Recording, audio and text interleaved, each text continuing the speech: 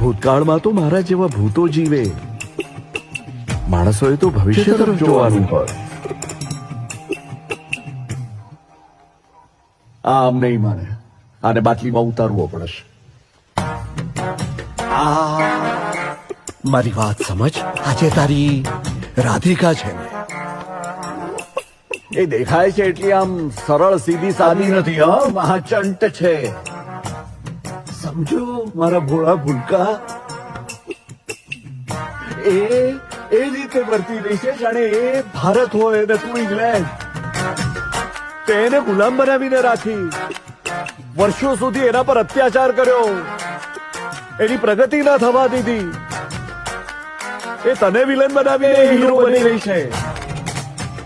એ England જઈ શકે માટે તને અંગ્રેજ બનાવી રહી છે. પણ તું અંગ્રેજ નથી, તું તો મારું દેશી ગાબલું છે. સમજો, મહાચંડ છે આ. તે જોયું? એ આમ સારી બોલી.